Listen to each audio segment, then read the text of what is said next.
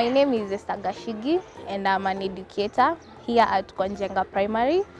I currently teach grade 2, so my work revolves around literacy and numeracy. And I learned about NABU from a friend when I was talking to him about learning poverty and how learning poverty rates are really high at Konjenga, and not really just at Konjenga, but Kenya in general and the world. So generally, ideally, a learner should be able to read by age 10. If they cannot be able to read by age 10, then they're in a lot of trouble. So to combat this problem, I contacted a reading ambassador from NABU, and I was able to connect with them. And we've been using it in my class for the better part of this term. And it has been a really great initiative. It's very engaging, and the fact that they have a lot of storybooks and it's free really solves the challenges that we face here at Konjenga. My name is Sibel Taka. The title is Story. Nikitembea utasikia tu swishi swishi swishi. Swish swish swish is all you. Here when I walk by, nina macho mawili, masikio mawili, pua moja, kinywa kimoja, lakini miguu ni minne. I have 2 eyes, 2 ears, 1 nose, 1 mouth, but 4 legs.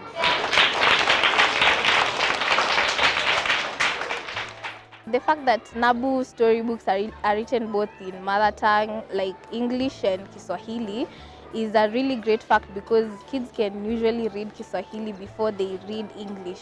So it's like a bridge from known to unknown.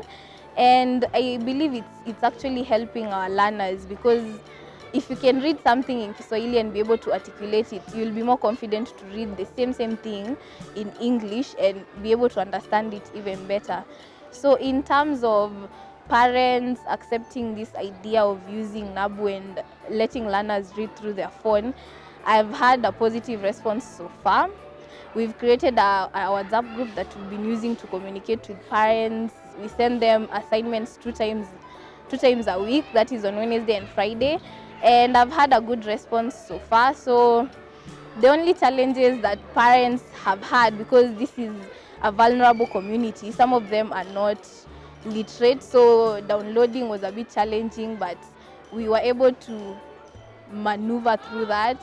And the only other concern that parents really have is about data bundles and connectivity. Like, do you need to have bundles every time that you download? But that's a personal challenge, but I believe most of them are able to access the WhatsApp group at least once a week, so they can be able to get the storybooks that we've been given, and the learners can be able to read at home.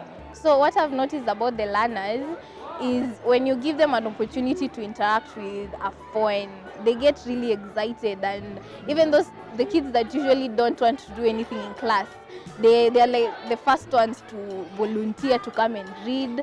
And the storybooks are really engaging in terms of they can see themselves reflected in the pictures, like kids who look like them, an environment that looks like theirs. So I think that makes it even more captivating and more interesting for them to read. And I've noticed an improvement, because we've been using it for the better part of this term. There's been a positive improvement, because if you want to read and if you are interested enough, you can be able to read. And I think that's why CBC usually stresses on engaging, because if a learner is engaged, they'll be able to read. I think we need to take an extra step beyond the classroom, because I believe COVID-19 affected the syllabus, and everyone has been focused on the syllabus just to finish. But at the end of the day, you have to ask yourself whether the education that you're impacting, whether it's quality education, and to just take the extra step, I believe. And also stressing to the parents, read at home, read with your kid, and also read yourself, just to build a reading culture. Which storybook were we reading? Story! Did you enjoy the story? Yes!